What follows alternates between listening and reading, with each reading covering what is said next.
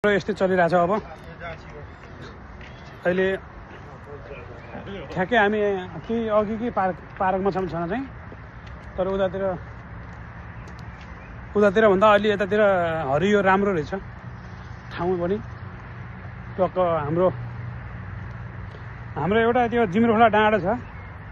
जिम्रोखोला मेरो घर चाहिँ पहिले जिम्रोखोला हो, दाङको जिम्रोखोलामा। अनि ठ्याक्क त्यसको माथि जिम्रोखोलाको माथि हामी बाख्रा चढ्न जान्थ्यौँ क्या, त्यो ठ्याक्कै च्याउकोट डाँडाको छेउमा टक्क एकदम समूह छ क्या, त्यहाँ समूह एकदम यस्तै समूह छ डाँडामा ठ्याक्कै अलिकति, यति ठुलो त छैन, त्यो भएर योभन्दा अलिक सानो समूह छ। सेम त्यस्तै याद आयो मलाई। त्यही भएर एउटा यसो भिडियो बनाऊँ। यहाँ त यस्तो अब सानो जङ्गल जस्तो गरेपछि यहाँ मान्छेले पार्क बनाउँदो रहेछ। हाम्रो त च्याउको डाँडा त योभन्दा ठुलो छ गाँठी, त्यत्र रुखहरू छन् गाँठी, घाँस छ गाँठी। हाम्रो गाई चर्ने मात्रै भयो, मान्छे चर्ने भएन। यहाँ चाहिँ हेर्नुहोस् मान्छे बढी चरिरहेको छ, हेर्नुहोस्। गाई त एउटा पनि देखिन्न, मान्छे चाहिँ टन्नै छ। हो यस्तै हुनुपर्ने हाम्रो च्याउको डाँडा पनि।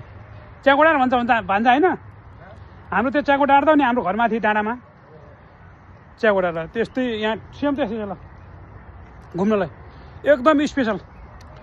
अब चाहिँ गएपछि च्याउको डाँडामा पनि यस्तै हामी भिडियो बनाउनु जानुपर्छ यार एकचोटि अब नेपाल गएपछि।